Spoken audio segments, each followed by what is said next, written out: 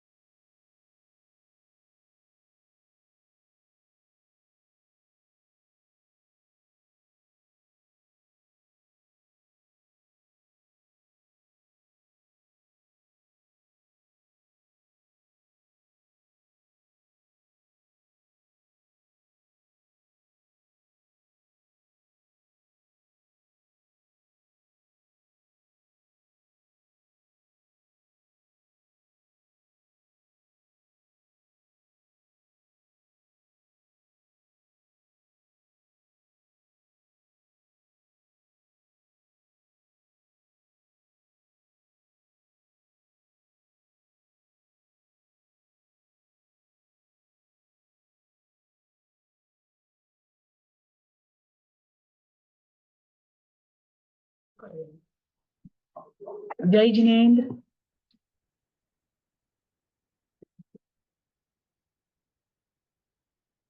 जय जिनेन्द्र। है या नहीं?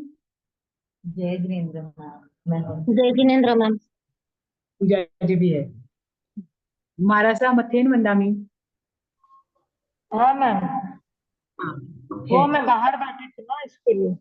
अच्छा अच्छा। अभी देखिए, आज हमें 30 से लेकर 34 तक ये 4 गाथाएं कवर करनी है। पर उसके पहले उसमें क्या है ये मैं शॉर्ट में आपको बताती हूँ, ताकि आपको जब ये शब्द आए तो आपको कठिन ना लगे। देखो, पहली जो 30 नंबर की गाथा जो है उसमें नगर और राजा का वर्णन दिया है, जो कि मैम आपने पहले के रिकॉर्डिंग डाले हैं? नहीं ना, नहीं डाले मैंने। मेरा देखने में ही नहीं आया, मैंने आपका मैसेज देखा। मैं आज क्लास के बाद कुछ करती हूँ, क्योंकि मेरे लैपटॉप में इतनी जगह भी नहीं है, मुझे अपलोड करना पड़ेगा ना पहले, वो डाउनलोड करके मुझे ओके अपलोड मैम, करना। ठीक। हाँ, इसीलिए एक एक करके भेजती हूँ। ठीक।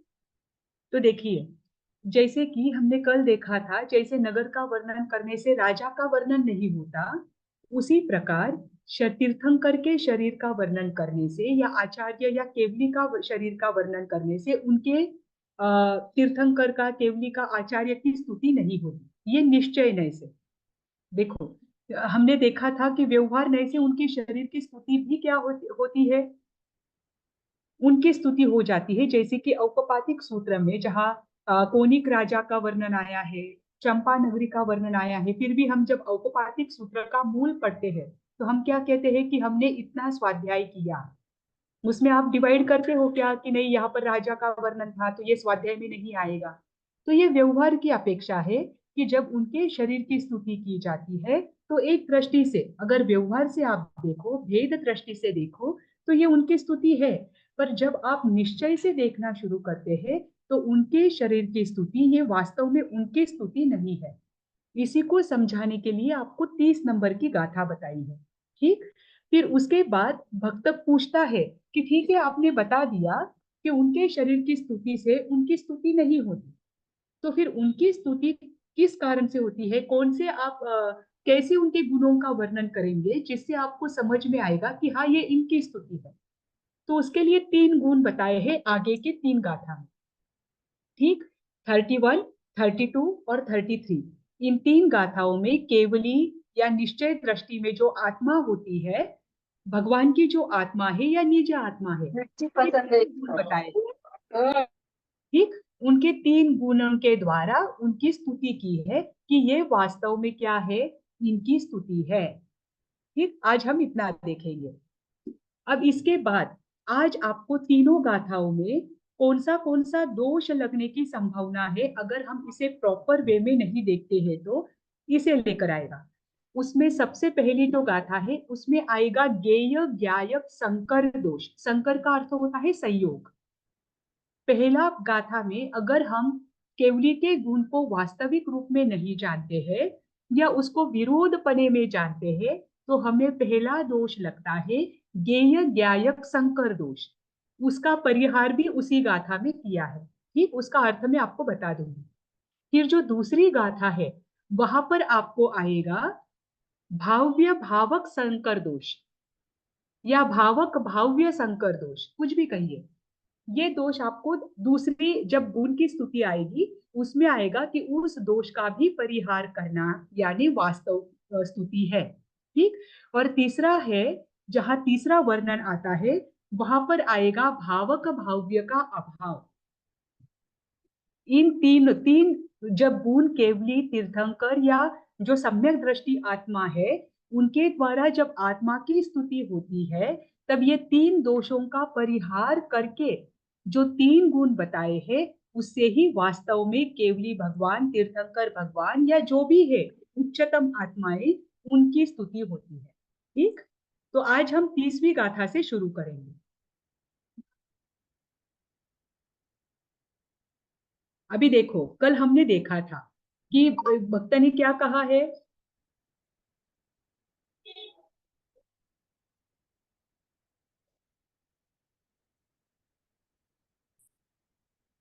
हाँ, देखो, भक्त ने क्या कहा है कि आज तक तो आपने देह की स्तुति की, तो हम उसमें मान रहे थे कि ये तीर्थंकर की ही स्तुति है, तो इसमें हमारी क्या गलती है।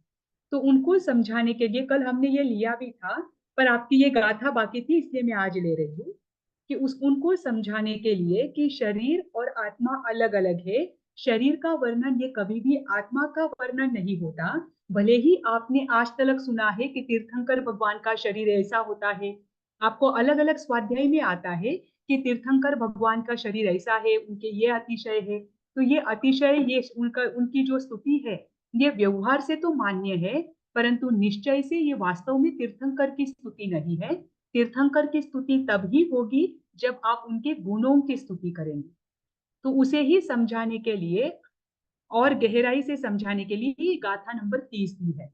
देखो, अब 30वीं गाथा क्या कहती है। नयरम्मी वन्निदे, नयरम्मी यानी नगर का, वन्निदे यानी वर्णन। ठीक, नगर का वर्णन जह जहां होता है, नवीरन्नो वर्णना, वो राजा का वर्णन नहीं होता। कदा होदी यानी कदापि होता, मतलब नहीं होता, न पहले लिया है मैंने, न कदा होदी ऐसा शब्द होगा जब आप वाक्य करोगे। ये तो गाथा रूप में है, तो गाथा में जैसे शब्द जहां जुड़ जाते हैं वहां वो बनाया जाता है। तो यहाँ पर लेना है न कदा होदी, कदापि नहीं होता। पहली लाइन का अर्थ क्या हुआ कि जिस प्रकार नगर का वर्णन करने से राजा का वर्णन कदापि नहीं होता, देह गुणे तुवंते, उसी प्रकार शरीर के गुणों का तुवंते यानी स्तुति करना, वंदना करना। शरीर के गुणों की स्तुति करने से न केवली गुणा तुदा होती, केवली के गुणों की स्तुति नहीं होती, न होती यानी नहीं होती। तो ये पूरा अर्थ क्या होगा, जिस प्रकार अगर आपने किसी नगर का वर्णन किया है, तो नगर का वर्णन करने से वह वर्णन राजा का नहीं होता। हालांकि नगर को बनाने वाले, उसको सुव्यवस्थित करने वाले, उसको सुगठित करने वाले राजा ही होते हैं।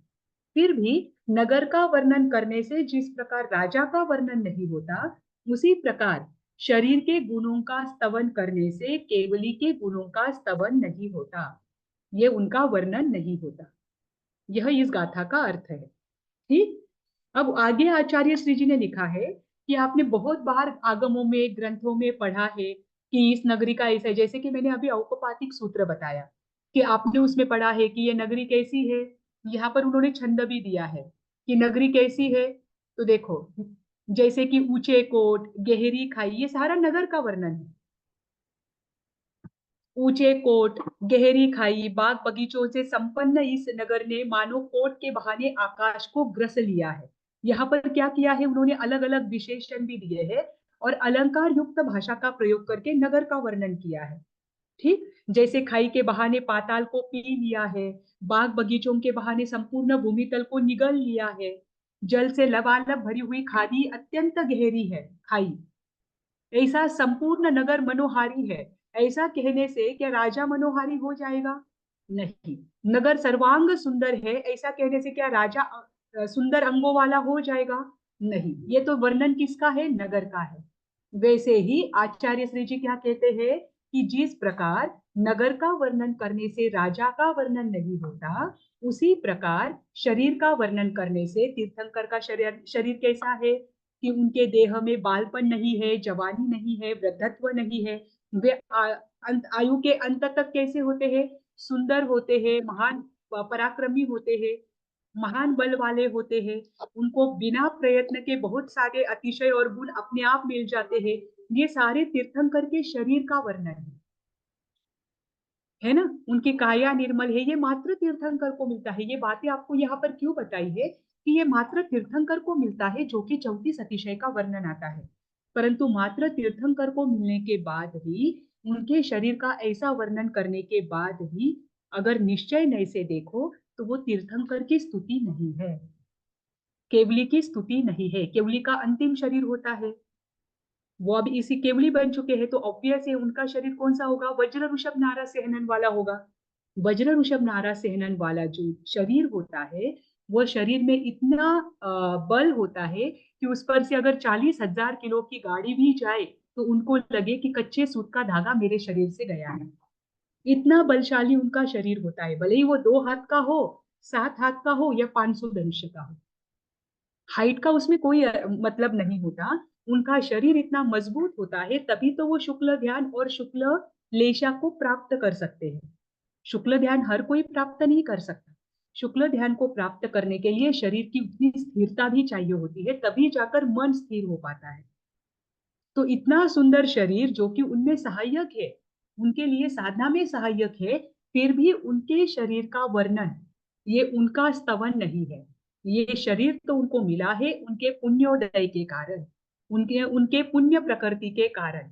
परंतु फिर भी क्या है, उनकी स्तुति अगर आप निश्चय से देखो तो ये क्या नहीं है, वास्तव में जिनेश्वर की स्तुति नहीं है, क्योंकि शरीर का नाम जिनेश्वर नहीं है। जिनेश्वर नाम किसका है? चेतन को हम जिनेश्वर कह रहे हैं, उस आत्मा को हम जिनेश्वर कह रहे हैं, है ना। तो इसीलिए यहाँ पर आपको किसका वर्णन दिया है?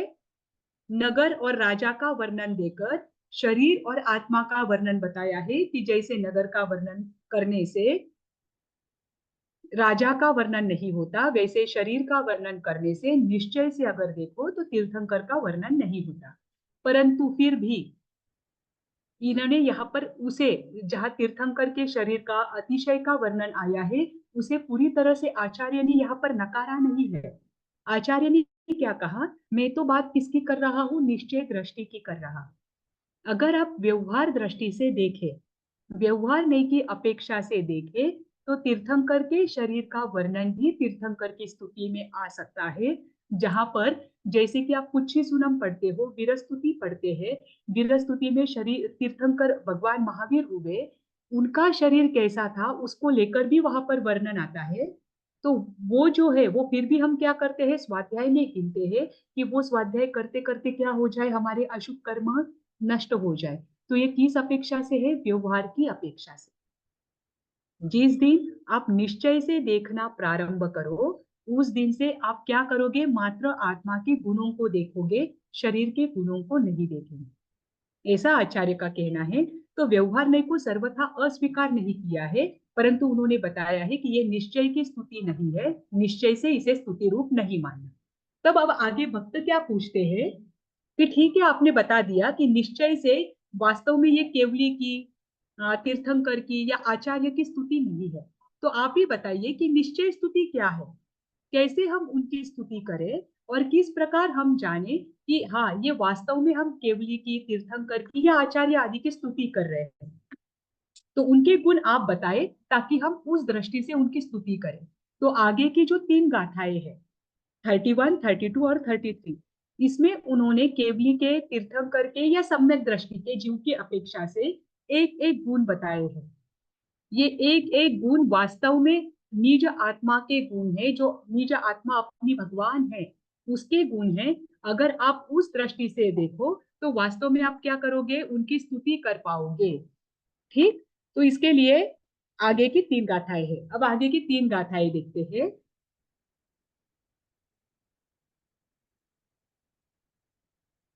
ये छंद दिए हैं, इन छंदों की कोई आवश्यकता नहीं है। ठीक, अभी देखो पहली स्तुति देखो कि निश्चय स्तुति क्या है। उसमें पहली गाथा है, जो इंद्रिय जिनिता, जो इंद्रियों को जीत जाता है, जीतता है, ज्ञान सहाव यानी ज्ञान स्वभाव, अधियम ज्ञान स्वभाव से, अधियम यानी आत्मा को अधिक जानता है। आदम शब्द आया है ना आगे, आदम का अर्थ होता है आत्मा, और अधियम यानी अधिक जानना, मुनदी यानी जानना। तो ज्ञान स्वभाव से वो आत्मा को अधिक जानता है। अब आत्मा को किससे अधिक जानेगा, अन्य द्रव्यों से। यहाँ पर उन्होंने दिया नहीं है, ये आपको समझना है। ठीक, क्योंकि आत्मा एक द्रव्य है। अब पहली लाइन क्या है, जो इंद्रिय जिनिता, जो इंद्रियों को जीत कर ज्ञान स्वभाव से अपनी आत्मा को अधिक जानता है, तम खलु जिदिंद्रिय, वे वस्तुतः क्या है, जितेंद्रिय है। ते भनंती जे निच्छिदा साहू, जो ऐसा मानते हैं, जो ऐसा कहते हैं, निश्चय से उन्हें साधु कहे, या फिर निश्चय से साधु ऐसा कहते हैं। अब देखिए अर्थ देखिए, जो इंद्रियों को जीत कर आत्मा को अन्य द्रव्यों से अधिक जानते हैं, वे वस्तुतः कैसे है? जितेंद्रिय है।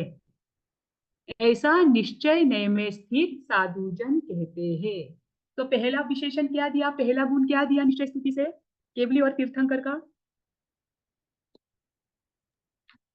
जो इंद्रियों को जीत कर ज्ञान इंद्रियों हाँ, को निश्चय नय से आत्मा को अन्य द्रव्यों से जानता है, वह जितेंद्र है। हाँ, वो जितेंद्रिय जीव है। तो पहला उनका गुण क्या दिया? जितेंद्रिय जीव। उन्हें पहला लक्षण, पहला गुण क्या बताया है निश्चय स्तुति से केवली और तीर्थंकर का? जितेंद्रिय। और जितेंद्रिय होने के कारण जीन है, इसीलिए पहला गुण है जितेंद्रिय जीन। जितेंद्रिय, जितेंद्रिय का अर्थ क्या होता है? जो जो इंद्रियों को राजयोग जीतता है। के विजेता है। हाँ, इंद्रियों के विजेता। अब देखो, हाँ। इंद्रिया कितनी प्रकार की है? 5। 5। हाँ, 5 प्रकार की है। और छठी कौन सी है जिसे अनिंद्रिय कहा जाता है? मन। मन। मन। हाँ, तो ये सारी क्या है? इंद्रिया है। ठीक। अब ये इंद्रिया जीव रूप है या अजीव रूप है? 5 जो इंद्रिया है और मन। अजीव। मन है, जी, मन है श्रोतेंद्रिय, चक्षुन्द्रिय, घ्राणेन्द्रिय, रसनेन्द्रिय और स्पर्शेंद्रिय। ये हाँ। 6 इंद्रिया है। तो ये सारी जो है, जो आपको दिखती है इंद्रिया, मन छोड़कर हम पांचों इंद्रियों को देख सकते हैं। ठीक। हाँ। तो ये जीव रूप है या अजीव रूप है? अजीब रूप है मैम। हाँ, अजीब तो रूप है। अजीव में इतना सामर्थ्य है कि वो देख सकता है विषयों को? नहीं नहीं। नहीं नहीं। फिर इनको नहीं। दिखाने का काम कौन करता है? हाँ, एक चेतन, आत्मा का चेतन। आत्मा करता है। पर ये आत्मा इन इंद्रियों के द्वारा विषयों को देखती है, तो किसके माध्यम से? ज्ञान के भावेंद्रिय के माध्यम। ज्ञान के कारण। भावेंद्रिय के माध्यम से। देखो, एक होती है द्रव्येंद्रिय और एक होती है भावेंद्रिय। हम्म। द्रव्येंद्रिय यानी बाहर का जो आकार हमें मिला है, बाहर का शरीर में जो हमें आंख का आकार मिला है, आंख हमें जो दिखाई देती है, कान का आकार मिला है, या हमें स्पर्श आदि मिला है, नाक आदि मिला है, ये जो आकार रूप है वह द्रव्येंद्रिय है। पर इसके अंदर एक एक शक्ति कार्य करती है। प्रत्येक इंद्रिया की अपनी एक एक शक्ति है। उस शक्ति को कहा जाता है भावेंद्रिय। एक मिनट। हम्म।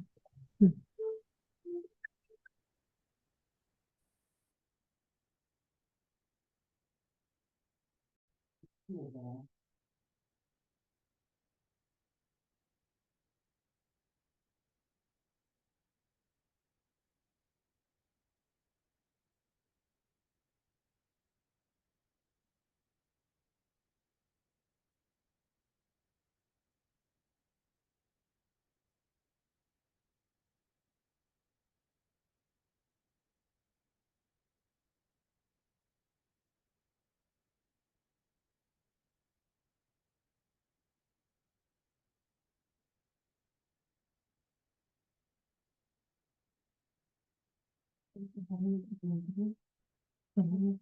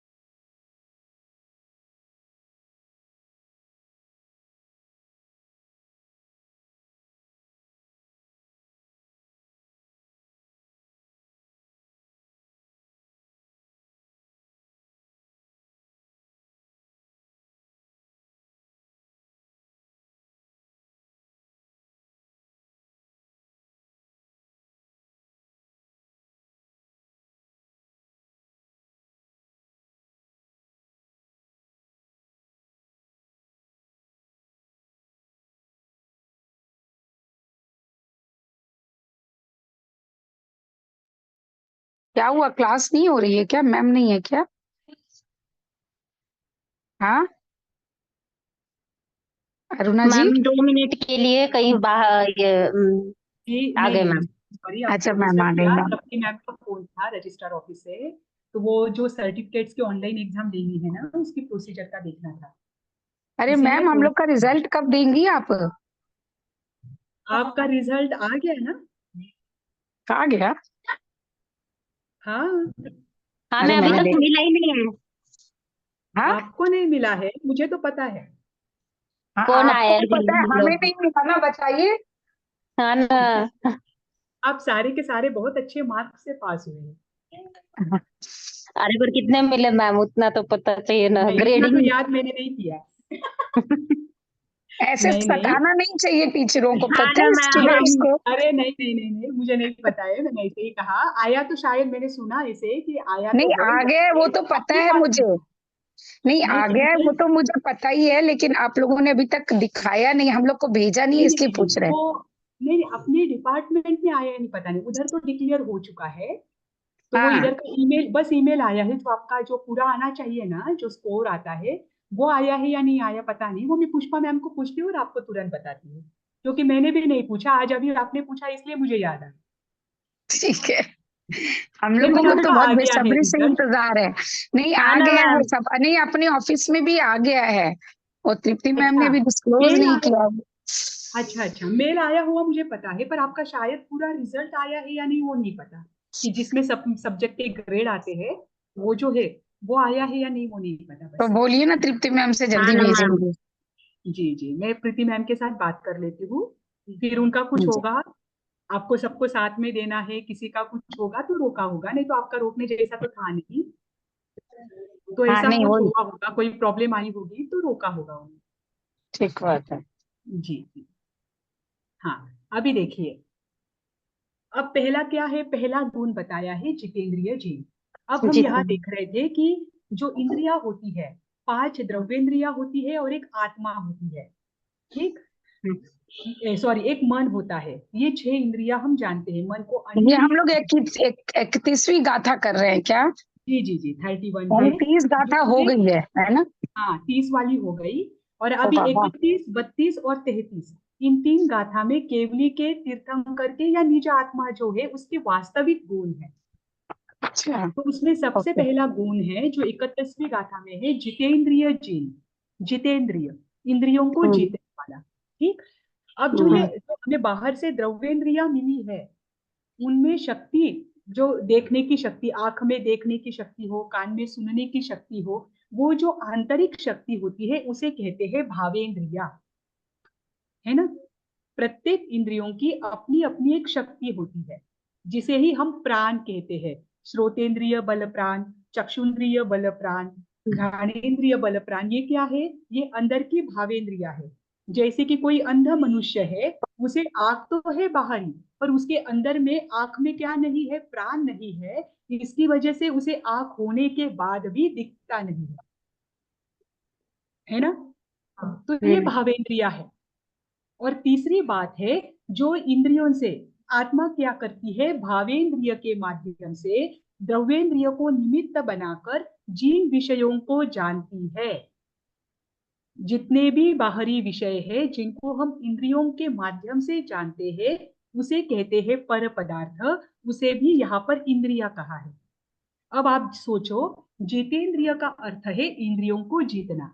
कौन सी इंद्रियों को जीतना, द्रव्येंद्रिय, भावेंद्रिय, और भावेंद्रिय। तीसरा क्या है, इंद्रियों से जाने वाले, द्रव्येंद्रिय में ही मन आ गया, इंद्रियों से ही जाने वाले पदार्थ, जो विषय है, ये सभी को इंद्रिय शब्द कहा है। इन सब को जीतने वाला होता है जितेंद्रिय।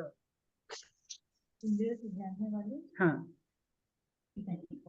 इंद्रियों से जाने जाने वाले विषय पदार्थ, जैसे कि आंख से, उन्होंने आचार्य श्री जी ने यहाँ पर बहुत अच्छी बात बताई है कि आंख जिस शक्ति के माध्यम से देखता है वो भी इंद्रिया है, जिसे कि भावेंद्रिय कहा जाता है। आंख की जो आकृति है, जिसके माध्यम से हम क्या करते हैं, बाहरी दुनिया को देखते हैं, वो भी इंद्रिया है। और आंख से जो पदार्थ हमें दिखाई देते हैं वो भी इंद्रिया है। इन सबको जीतना यानी जितेंद्रिय है। यहाँ पर जितेंद्रिय का शॉर्ट में अर्थ नहीं किया है। ठीक, अब यहाँ पर एक ध्यान रखो, जो जानने वाला है वो है आत्मा, उसे कहा है ज्ञायक। ज्ञायक का अर्थ क्या होता है? जानने वाला। जैसे गाने वाला गायक होता है वैसे ही जानने वाला ज्ञायक होता है। ठीक, और वो जिन विषयों को जानता है, आत्मा क्या करता है? इंद्रियों के माध्यम से विविध विषयों को जानता है।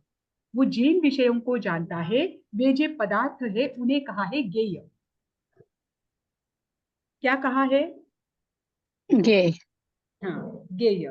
तो अब यहाँ पर आचार्य श्री जी क्या कहते हैं कि यहाँ पर कौन सा, अगर हम वास्तव में निश्चय स्तुति को ना जाने, वास्तव में जितेंद्रिय कौन है ये अगर ना जाने, तो हमें कौन सा दोष लग सकता है? ज्ञेय ज्ञायक संकर दोष। संकर का अर्थ होता है संयोग। अब वो दो दोष कब लग सकते हैं? देखो ये शब्द आपको दिखेगा, दिख रहा है, ज्ञेय ज्ञायक संकर दोष, दिख रहा है वो शब्द। यस। हाँ, अभी इसका दोष कब लगता है मैं आपको बता दूं। दो कारणों से आपको इसका दोष लग सकता है। ठीक, पर ये स्तुति जो है, इसमें ये जो प्रथम निश्चय स्तुति की है, इसमें इस दोष का निवारण करने के बाद ही वास्तव में स्तुति हो सकती है, यानी परिहार करना। निवारण करना यानी परिहार करना, ये दोष हटना चाहिए। अब देखो इसमें ये जो दोष है ये दो जगह से लग सकता है। कौन सी जगह से? उसकी दो बातें आपको बताई है।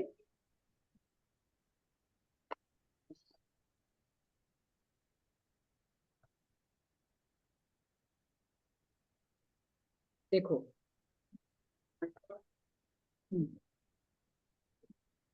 देखो यहां पर आया है, इंद्रियों के जो विषयभूत पदार्थ है, इंद्रियों के माध्यम से जो पदार्थ हम जानते हैं वे तो ज्ञेय ही है, बराबर। बराबर। द्रव्येंद्रियों को भी आत्मा जानती है, तो द्रव्येंद्रिय भी क्या है? ज्ञेय है। हम्म। और क्षयोपशम ज्ञान से जो हमें भावेंद्रिया मिलती है, जो उसमें शक्ति आती है, वो भी ज्ञेय है। हम्म। ये तीनों भी आत्मा से भिन्न है। हमारे अंदर की शक्ति जो इंद्रियों को क्या करती है? बल देती है, वो भावेंद्रिया। जो द्रव्येंद्रिया है वह, और जो बाहरी पदार्थ है वह, ये तीनों भी क्या है? ज्ञेय है, और ये आत्मा से भिन्न है। आत्मा कौन है? ज्ञायक है। अब ये दोष कब लगता है? तो पहला दोष लगता है जब हम आत्मा और ये तीनों प्रकार की जो इंद्रिया है इनको एकमेक रूप में मानते हैं। पहला दोष ज्ञान ज्ञेय ज्ञेय ज्ञायक संकर दोष पहला कब लगता है? जब आत्मा और ये तीनों भी, हमारे अंदर की शक्ति भी, ये द्रव्येंद्रिया भी और बाहरी विषय भी, इन तीनों को जब हम एकमेक मानते हैं, इसमें हम कोई भेद नहीं कर पाते हैं, तब ज्ञेय ज्ञायक संकर दोष लगता है। ठीक, उसके बाद ये तीनों प्रकार की जो इंद्रिया है उनको हम ज्ञेय जानते हैं, बराबर, उनको हम ज्ञेय जानते हैं, पर उनमें भी क्या होता है? जो आंतरिक भावेंद्रिया है उसको ज्ञायक मानते हैं। यहां पर नींबू नीचे आएगा, जो बाहर की द्रव्येंद्रिया है उसे हम ज्ञेय मानते हैं, और ज्ञायक किसे मानते हैं? जो हमारे अंदर की रही हुई शक्तियां, जो कि इंद्रियों को बल देने का कार्य करती है, जब उसे ज्ञायक मानते हैं और आत्मा को मानते ही नहीं। आत्मा हम इतनी गहराई में पहुंचे ही नहीं है कि उस बल के आगे, उस शक्ति के आगे अंतर में भी एक जीव है जिसकी वजह से ये बाहरी सब पसारा है, ये हम जान ही नहीं पाते हैं, इतने अंतर में उतर ही नहीं पाते। तब भी कौन सा दोष लगता है? ज्ञेय ज्ञायक संकर दोष लगता है। कब लगता है? जब ये तीनों प्रकार की इंद्रिया है इनको ही ज्ञेय मानना और इनको ही ज्ञायक मानना, इनको मतलब आत्मा से भिन्न नहीं मानना, इनको आत्मा में एकमेक रूप मानना कि इंद्रिया ही आत्मा है, अंदर की शक्ति ही आत्मा है और आत्मा ही आत्मा है। ये जब हम मानते हैं तब भी क्या है? ज्ञेय ज्ञायक संकर दोष लगता है। और दूसरी बार दोष वो कब लगता है? जब हम द्रव्येंद्रियों को तो अलग मानते हैं, पर अंदर में जो शक्ति है उस शक्ति को ही हम क्या करते हैं, ज्ञायक मानते हैं, और आत्मा तक हम जाते ही नहीं, आत्मा को मानते ही नहीं, तब भी ज्ञेय ज्ञायक संकर दोष लगता है। तो यहाँ अंदर की शक्ति से क्या मतलब हुआ? अंदर मतलब की शक्ति भावेंद्रिय, आत्मा की शक्ति नहीं हुई? नहीं नहीं, अंदर की शक्ति यानी इंद्रियों की शक्ति, जो भावेंद्रिय अच्छा, ओके। है, भावेंद्रिय है। भावेंद्रियों को हम ज्ञायक मानते हैं, द्रव्येंद्रियों और पदार्थ को हम ज्ञेय मानते हैं, और आत्मा हम्म, तक हम जाते ही नहीं, आत्मा को मानते ही नहीं, तब जी भी यह समझ गई। ठीक। तो समय सार में आचार्य श्री जी क्या कहते हैं, चाहे बाहरी पदार्थ हो, बाहरी पदार्थों के साथ द्रव्येंद्रिय और मन हो, और उसी के साथ भावेंद्रिय यानी अंतर में रही हुई इंद्रियों की शक्ति हो, इन सबको ज्ञेय रूप मानना, हम्म, ये सब ज्ञेय यानी क्या, जानने के विषय है, इन सबको यस। ज्ञेय रूप मानना, और इन सबको जानने वाला आत्मा अलग मानना, उसमें भिन्नता करना, ये है ज्ञेय ज्ञायक संकर दोष का निवारण, उनका परिहार। ठीक। तो यहाँ पर क्या कहा है कि हम वास्तव में हम क्या करते हैं, इंद्रियों को जीतने का अर्थ हम क्या लेते हैं? ये जो इंद्रियों से जानने वाली जो सभी वस्तुएं हैं, उनको भी उन्होंने इंद्रिय कहा है। हाँ, तो उसको क्या भावेंद्रिय नाम ही दिया है? कहेंगे। उसको उस इंद्रिय को क्या नाम दिया? जैसे पहले दवेंद्रिया हो गई, भावेंद्रिया हो गई। नहीं नहीं, बस द्रव्येंद्रिय और भावेंद्रिय ही है, और जो विषय है उनको भी इंद्रिय का है, जो हम बस पदार्थ उसको भी देखते हैं ना इंद्रिय बाहर, कह दिया। हाँ। ये तीसरा है, जो पदार्थ हम देखते हैं इंद्रियों के द्वारा, हम्म, उनको जानते हैं, वो भी पदार्थ ही कहा है, वो भी आत्मा से अलग है। ठीक। हम्म। अब इन्होंने क्या कहा है, इंद्रियों को जीतने का अर्थ आप क्या लेते हो, बताइए, जितेंद्रिय गुण बताया है। इनको यहाँ पर इन तीनों को जीतना उस अर्थ में है, नहीं तो हम इंद्रियों को जीतने का अर्थ सिंपल लेते हैं, जिन्होंने अपनी इंद्रियों को जीत लिया हो। और वश में कर इंद्रियों से लिया हो। हम, हाँ, और इंद्रियों से हम 5 इंद्रियां और एक मन को सिर्फ लेते हैं। तो हम लेकिन यहाँ इंद्रियों पर को जीतने, विभिन्न हो गया। हाँ। हाँ, अभी देखो इसमें और भी विभिन्न है। उन्होंने हम्म, क्या बताया कि नॉर्मली हम क्या करते हैं, इंद्रियों हम्म, को जीतने का अर्थ लेते हैं कि हम्म, जिन्होंने 5 इंद्रियों के जो विषय है उनको वश में कर लिया, 5 इंद्रियों को अपने वश में कर लिया, बराबर। इंद्रियों को जीतने का अर्थ हम क्या करते हैं कि पांचों ही इंद्रियां अपने वश में हो गई, इंद्रियों के जो विषय है उसमें हम नहीं उलझ रहे हैं, उन विषयों के प्रति हमें रति और अरति के दोनों के भाव नहीं है, तब वह जितेंद्रिय है। हम यही व्याख्या करते हैं ना, सब है यहाँ पर। Yes ma'am. जी मैम, जी मैम। नॉर्मली हम जितेंद्रिय की व्याख्या क्या करती है कि जिन्होंने इंद्रियों हम्म, को जीत लिया है, इंद्रियों को यस। जीत लिया है अर्थात उन्होंने इंद्रियों को अपने वश में कर लिया है, या इंद्रियों के जो विषय है उसमें उनको रति अरति कुछ नहीं है, ऐसा हम अर्थ करते हैं। लेकिन जी, आचार्य कहते हैं कि इंद्रियों को जीतने का अर्थ क्या होता है, अगर निश्चय से देखो तो ये इंद्रिया जब पर है तो इसमें जाना ही नहीं, आत्मा में ही रमन करना, ये जितेंद्रिय है।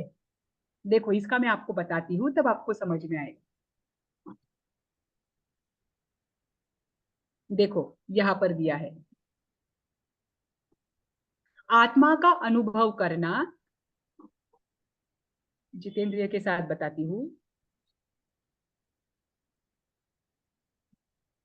हाँ देखो, भगवान के आत्मा का अनुभव निश्चय स्तुति है, देखो जितेंद्रियपना भी है, इसमें क्या होता है, आत्मा को ज्ञेयों से भिन्न जानना, विजय। ऐसा अनुभव किया कि मैं ज्ञेय से संपूर्णतः भिन्न हूं, उनको वश में करने के लिए नहीं जाना।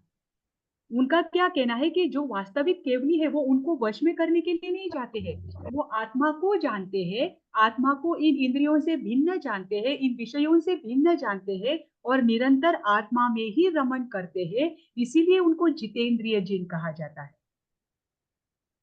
ठीक।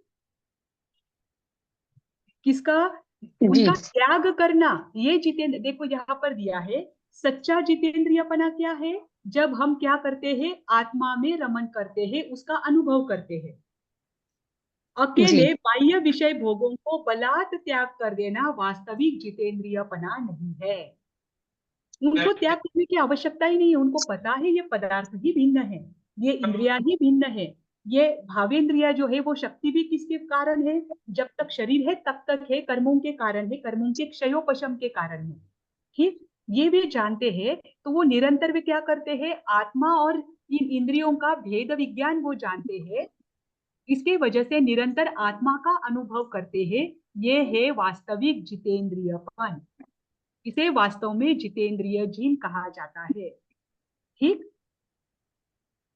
तो इस गाथा में क्या कहा है कि जो द्रव्येंद्रिय है, जो भावेंद्रिय है और इनके विषयभूत पदार्थ जो है, ये सभी ज्ञेयों से जो भिन्न ज्ञायक भावरूप आत्मा है, जो अपना निज भगवान है, उसका अनुभव करना ही जितेंद्रिय बना है।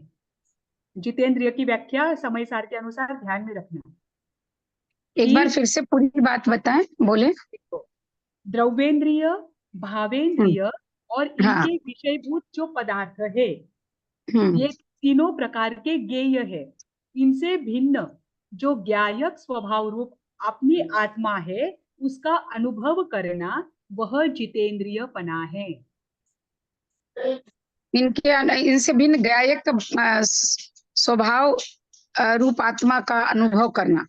हाँ, यह जितेंद्रियपना है। जितेंद्रिय का अर्थ इंद्रियों को जीतने के लिए जाना, ये समय हाँ साथ जी। निश्चय से अपनी आत्मा को जानना और इनको पर जी। रूप मानना, यह क्या है? जितेंद्रियपना है। और ऐसे अगर आप मानते हो तो आपको जो पहला दोष है ज्ञेय ज्ञायक संकर दोष, उसका भी निवारण हो जाता है और वो दोष भी नहीं लगता।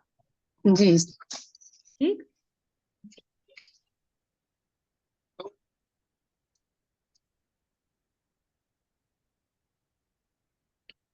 ठीक, अब दूसरी बात गाथा देखिए। 32वीं गाथा हम देख रहे हैं। अब इसमें दूसरा बताया है। अब दूसरा जो गुण बताया है, वह दूसरा गुण क्या बताया है? पहले इतना देख लीजिए। देखो, ये भी आपको बताती हूँ कि इस गाथा में 3 बातें क्लियर की है, मतलब आपको ये गाथा और क्लियर हो जाएगी कि द्रव्येंद्रिय, भावेंद्रिय और इनके माध्यम से जाने वाले पदार्थ ज्ञेय है, और जो अपनी आत्मा है वह ज्ञायक है। ये ज्ञायक जो आत्मा है, ये तीनों ही ज्ञेयों से भिन्न है। यह जानकर जो निज आत्मा में एकत्व का अनुभव करता है, वह ज्ञेय ज्ञायक संकर दोष का निवारण करता है, उससे परिहार करता है। पहली बात ये क्लियर की कि ज्ञेय क्या है और ज्ञायक क्या है, इनको जानो। ठीक, दूसरी बात बताई कि ये जो निर्विकल्प अनुभूति होती है, जो जितेंद्रियपना है, जितेंद्रियपना का अर्थ क्या कहा है कि पर जो इंद्रिया है और जो आत्मा है, ये भिन्न भिन्न है और अपनी आत्मा का अनुभव करना, यह जितेंद्रियपना है। ये जितेंद्रियपना जो है, ये एक प्रकार की जो निश्चय स्तुति है, ये सम्यक दृष्टि धर्मात्मा को ही होती है। ये मिथ्या दृष्टि को कभी नहीं होती। ये तो मैं आपको आगे की गाथा में भी बताऊंगी। और जो तीसरा बात यहाँ पर आई है, पहली बात कि द्रव्येंद्रिया कहाँ होती है, भावेंद्रिया कहाँ होती है, और जो इंद्रियों के विषयभूत पदार्थ क्या है, इसको लेकर उन्होंने बताया है। ये मुझे पहले ही लेना था कि द्रव्येंद्रिया जो है वो अपने शरीर परिमाण को प्राप्त होकर रहती है। द्रव्येंद्रिया कभी शरीर के बाहर नहीं होती, इसलिए वो तो आपको बाहरी नजर आती है, वो तो पर नजर आती है, बराबर। भावेंद्रिया जो है वो हमारे क्षयोपशम के ज्ञान रूप हमें मिलती है। किसी को दृष्टि बहुत तीक्ष्ण होती है, किसी की दृष्टि कम होती है, किसी को बिल्कुल भी नहीं दिखता है। ये किसकी वजह से होता है? ये होता है हमारे कर्मों के क्षयोपशम के कारण। तो ये भावेंद्रिया जो होती है वो क्षयोपशम ज्ञान रूप होती है, और इन दोनों से जो विषयभूत पदार्थ हमें दिखे जाते हैं, जाने जाते हैं, वे पदार्थ इन तीनों को भिन्न जानना। वास्तव में इन तीनों को आत्मा से भिन्न जानना मतलब ही इंद्रियों को जीतना है, उसे ही जितेंद्रियपना कहते हैं। तो 3 बातें क्या यहाँ पर बताई है? जितेंद्रियपना की वास्तविक व्याख्या क्या है, फिर ज्ञेय ज्ञायक संकर दोष का परिहार क्या है, और ये मात्र सम्यक दृष्टि धर्मात्मा को ही ये अनुभव होता है। ये तीसरी बात यहाँ पर बताई है। ठीक, अभी 32वीं और 33वीं जो गाथा है वो साथ में ही है। क्यों? क्योंकि जो आगे के दो गुण हैं वो दो गुण है जीत मोह और क्षीण मोह। ये मोहनीय कर्म से संबंधित है, इसीलिए दोनों गुण आगे बताए हैं। देखो, निश्चय स्तुति 3 प्रकार की बताई है। पहली प्रकार की तो हमने देख ली, जितेंद्रिय जी। अब आगे की 2 निश्चय स्तुति है वो आगे की 2 गाथा में बताते हैं। पहली है जीत मोह और अगली निश्चय स्तुति है क्षीण मोह। ठीक, अभी देखो, जो मोहम तू जिनिता, जो मोह को क्या करते हैं, जीतते हैं। इसके द्वारा ज्ञान सहाव अधियम मुनदी आदम, ये लाइन आपको पीछे भी आई थी। ज्ञान स्वभाव से अधिक परद्रव्यों से अधिक वो क्या करते हैं, ज्ञान आत्मा को जानकर मोह को जीतने का प्रयास करते हैं। तम जीत मोहम साहू, वे साहू कौन है, जीत मोह है। परमठ वियानया बेंती, वे निरंतर किसमें रमन करते हैं, परमठ यानी परमार्थ, और वियानया यानी जानने वाला, उनको परमार्थ को जानने वाला कहे। अभी देखो 32वीं गाथा पहले देखो, जो मुनि मोह को जीत कर अपने आत्मा को ज्ञान स्वभाव के द्वारा अन्य द्रव्य भावों से अधिक जानता है। पीछे भी आपको यही बात आई थी कि आत्मा क्या करती है, अपने ज्ञान स्वभाव के द्वारा अन्य द्रव्य जो भाव है उनसे अधिक आत्मा को जानती है, स्वयं की आत्मा को जानती है और उनसे भिन्न जानती है। उस मुनि को परमार्थ के जानने वाले जीत मोह कहते हैं। अब 2 शब्द है, पहले उन 2 शब्दों का अर्थ समझ लीजिए। ठीक, एक होता है जीत मोह और एक होता है क्षीण मोह। जीत मोह यानी मोह को जीत लिया है, और क्षीण मोह का अर्थ होता है मोह को क्षय कर लिया है। अब आपको दोनों भी बातें मैंने बताई, मोह को जीतना और मोह का क्षय करना। अब आप मुझे बताओ, जीत मोह का गुणस्थान कौन सा और क्षीण मोह का गुणस्थान कौन सा? छिन्नमो का 11वां गुणस्थान है, इसका 11वां गुणस्थान है छिन्नमो। हाँ, 11वां गुणस्थान किसका है, जीत मोह का है या क्षीण मोह का है? छिन्नमो का। क्षीण यानी क्षय करना है। क्षय का हाँ 12वां गुणस्थान है मैम, क्षीण मोह का अच्छा 12वां है, जीत मोह का क्षय का 11वां सॉरी है। 12वां है, हाँ 12वां है सॉरी। हाँ क्षीण मोह का 12वां गुणस्थान है और जीत मोह का 11वां गुणस्थान है। अभी हाँ देखो, हाँ, ये तीनों भी गुण आपको बता रहे हैं। पहले कुछ बातें क्लियर कर लो। पहला है हाँ जितेंद्रिय जीन, दूसरा है क्षीण मोह, जीत मोह, और तीसरा है क्षीण मोह। इन तीनों में भी गुणस्थान बताए हैं कि जितेंद्रिय जीव यह वास्तव में स्तुति किसकी है, जो सम्यक दृष्टि धर्मात्मा है। अब मुझे बताओ, 14 गुणस्थान में से सम्यक दृष्टि जीव कहाँ से होते हैं? चौथे गुणस्थान से ना। चौथे चौथे गुणस्थान गुणस्थान से लेकर 12वें जी गुणस्थान। 12वां अभी गुणस्थान 13वां का गुणस्थान यस। मैंने इसमें क्यों नहीं लिया, ये मैं आपको बाद में बताती हूँ।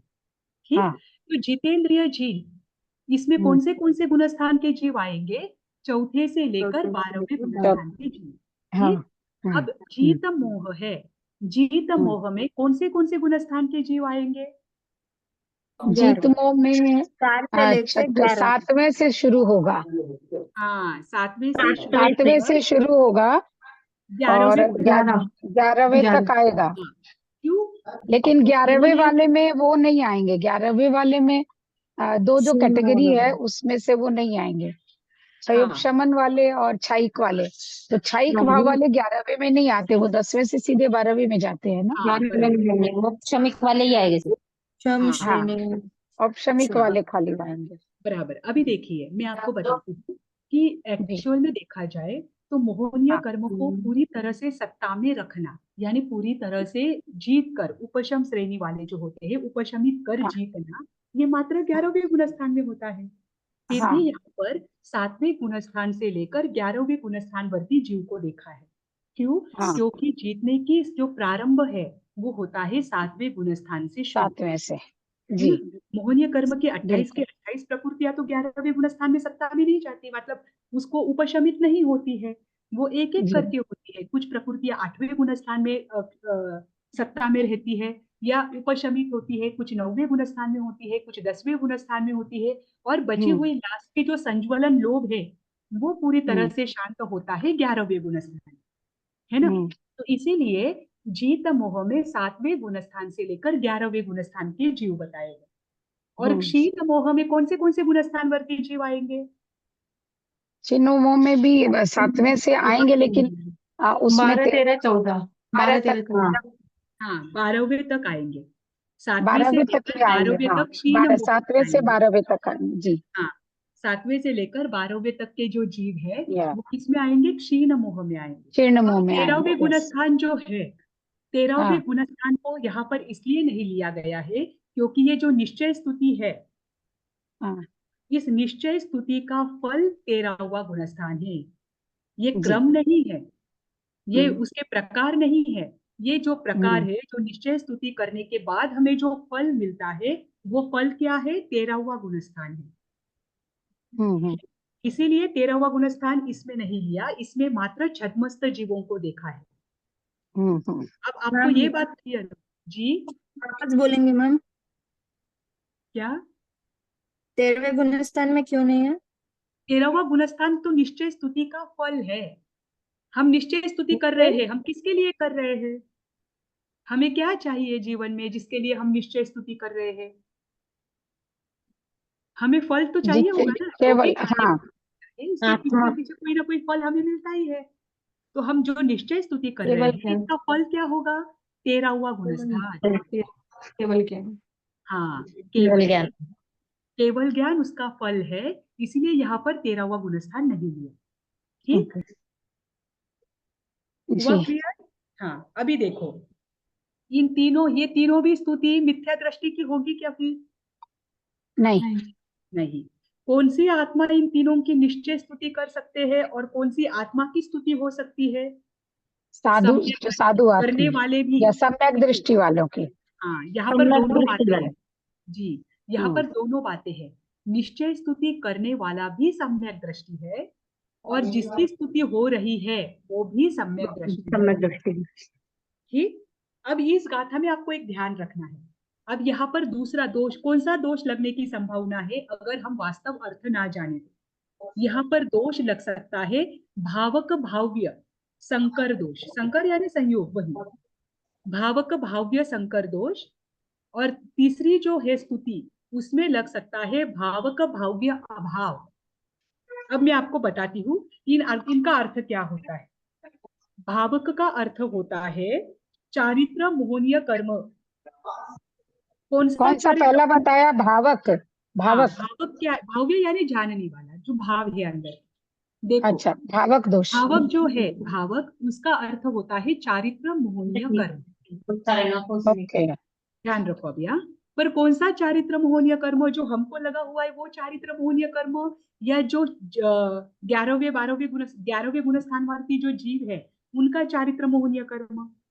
जो हमें लगा हुआ है नहीं, जो यहाँ उनका होगा, जो उनका, जिनको, हाँ, जो 11वें 12वें वाले का होगा 11वें गुण स्थान वाले स्तुति के लिए। हाँ जी, क्योंकि जीत मोह में ये दोष क्यों लग सकता है? क्योंकि ये निश्चित है कि अगर वे जीत मोह बने हैं तो उनका चारित्र मोहनीय कर्म पुनः उदय में आने वाला है। ओके। बराबर।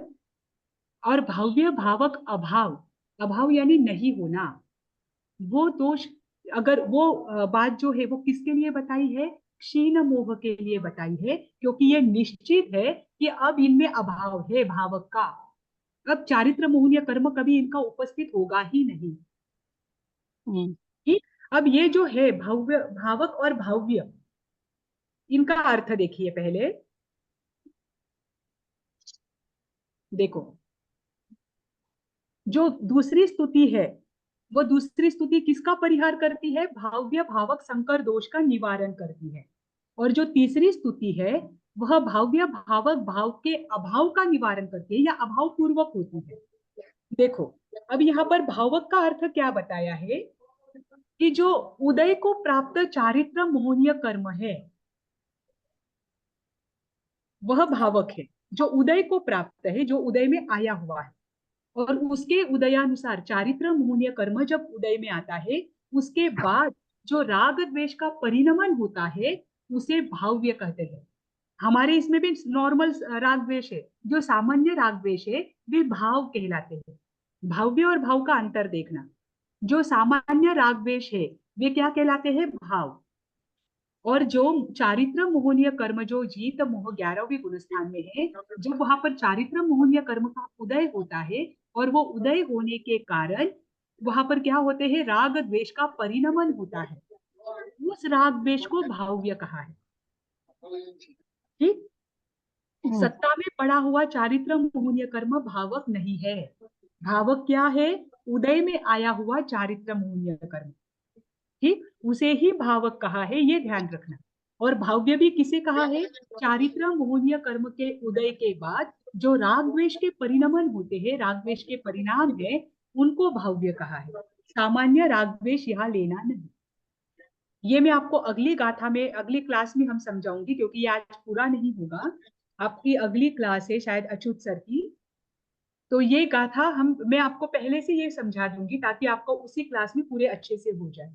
ठीक, आज यहीं पर रुक जाए। पहले बस इतना ध्यान रखना कि भावक किसे कहते हैं और भाव्य किसे कहते हैं। फिर उसका समझ दोष में है। आया। हाँ, पर ये ध्यान रखना कि भावक और भाव्य क्या है। ठीक, बाकी का हम भाव समय जो आने- है भाव जो है वो सामान्य मनुष्य का राग द्वेष है, और भव्य जो है वो जो 11वें 12वें में जो है, 12वें में तो नहीं, 11वें में, 11वें में जो है उनके उदय को चारित्र मोहनीय। चारित्र मोहनीय कर्म के अनुसार जो राग द्वेष का परिणमन होता है वो भव्य है। हाँ, वो और उदय में आने सामान्य के बाद। मनुष्यों का उदय में आने के बाद, जब तक सत्ता में है तब तक नहीं, जब हाँ, उदय में आ गया है तब वो भव्य हो वो जाता है। भाव्य है। ठीक है, तो इसका यस, दोष हम कैसे लगता है और इसका परिहार कैसे होता है, ये हम अगली गाथा में देखेंगे। आज के लिए जी। हम यही रुक जाते हैं। वितराग भगवान की वाणी के विरुद्ध कुछ बोलने में आया हो तो मिच्छामि दुक्कडम। आप सभी को सादर जय जय। मिच्छामि दुक्कडम, मिच्छामि दुक्कडम, मिच्छामि दुक्कडम। हमें बोलना चाहिए, आप गुरु हैं, आप मन ना बोला करें। आपकी वजह से मैं पढ़ रही हूँ, ये तो आपके अरे नहीं, उपकार है मुझ पर। अरे नहीं, बिल्कुल नहीं, ऐसा बिल्कुल भी नहीं आज है। रुक जाते हैं। ठीक, जय जय। जी, जी, जय जय।